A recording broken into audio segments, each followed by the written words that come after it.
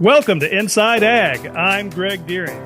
Today I'm joined by Nicole Collins, a Cloud County Farm Bureau president, and Max Tjaden, a Sedgwick County Farm Bureau member, who both were on Kansas Farm Bureau's USDA Reports trip last month, where they traveled to Washington, D.C. to learn about the development and release of USDA Crop Reports. Nicole, Max, welcome to the show.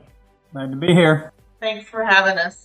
And Nicole, we'll start with you. What motivated you to apply for this trip, and what were you hoping to gain from the experience? When I attended the Farm Bureau annual meeting in December, Dan Schmidt, our District 5 director, suggested it'd be a really good outlook on how they determine the pricing.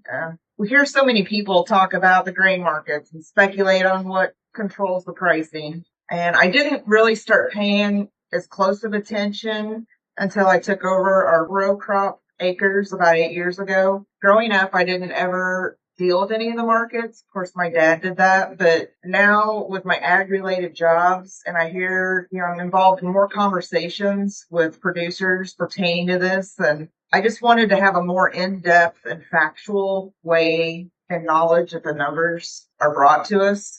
I was hoping to have some questions answered and just gain that better knowledge on how the numbers are determined by the USDA. And Max, same question for you. What made you want to go on this trip? Well, several things. First of all, Mick Rouse, a friend of mine, we were on the county board together. Anyway, he went, a couple, 3 years ago, and I heard him talking about it, and I said, that sounded interesting. And then this popped up here this spring, the opportunity to do it.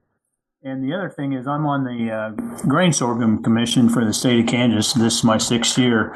And so a lot of these reports really have a bearing on some of, decisions we make or look at things as far as putting out, our state budget for sorghum producers.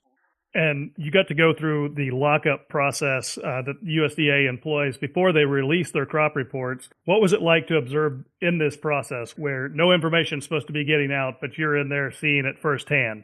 Well, one thing is you would think, I was thinking about this earlier, that they should be neutral in what they say. And so before they release this report, there's all these other, commodity companies and market people. They're all telling you what it's going to be before they even release it. It isn't just some, 11 o'clock market report thing. It's got a lot of impact around the world and around the country. So.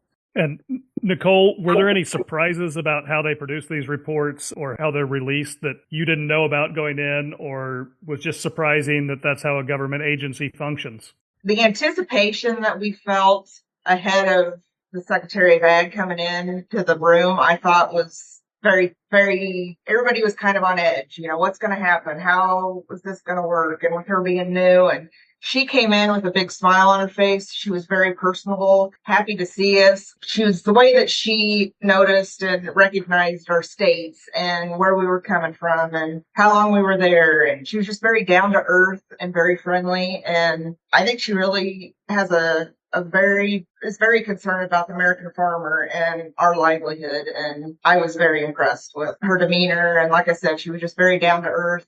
That impressed me a lot.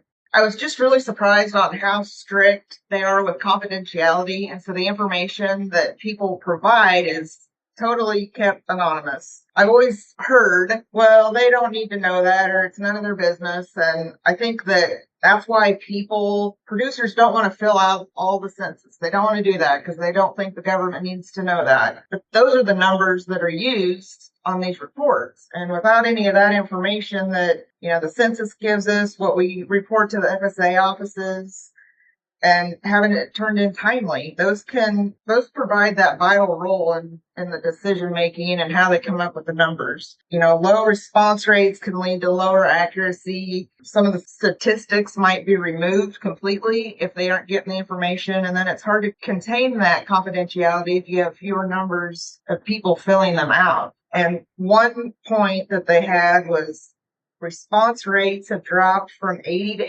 85% in the 90s to 46% in 2024. And that really shocked me that the numbers were that low. But again, I think people they don't want to give that information out for whatever reason they may have, whether like me, it was hearing that from my dad all those years. Well, they don't need to know that. And I think that's continued on and of course our farms there's fewer and fewer farmers anyway, so numbers are down that way.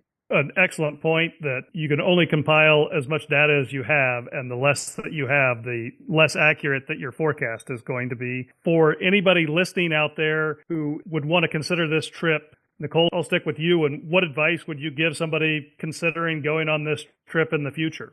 Don't hesitate. It was a wonderful opportunity. It wasn't just being a select few that got to sit in on the lockup, but all the other agencies that we met with. I mean, we had jam-packed full days of meeting every agency that you could think of. And they were all really good about answering our questions and having good conversations about trade, tariffs, economics, programs within the NRCS, MAHA, Make America Healthy Again, the new big, beautiful bill, all those things we talked about. And we would talk about them with different agencies, and it was interesting to get their feed and what they think of all those things. And getting to go to the American Farm Bureau building. You know, we talk about it a lot in our board meetings or at annual meetings, things like that, but to actually be there and get to meet some of the people that we've heard about or maybe talk to on the phone. Excellent. Max, you mentioned that Mick kind of sold you on this trip. How would you sell somebody else from Sedgwick County on going on this next one?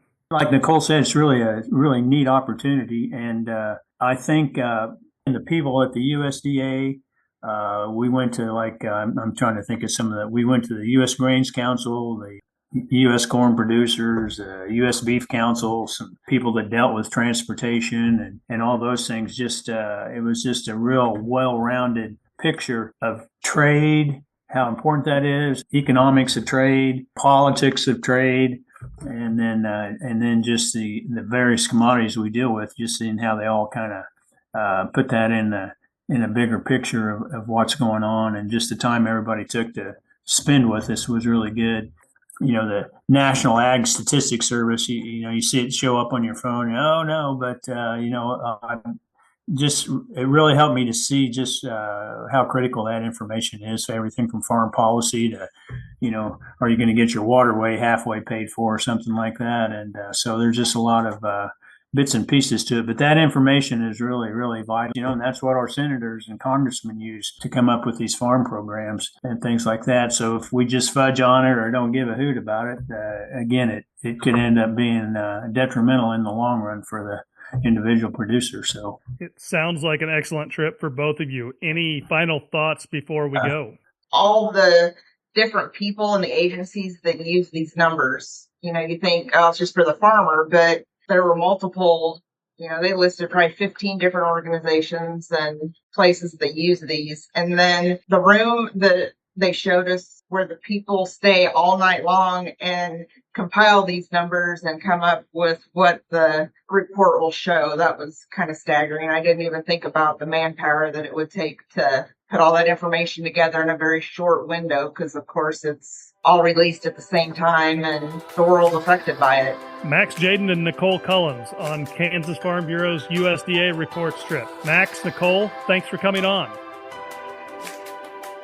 If you've enjoyed the podcast, please give it a like and share with others.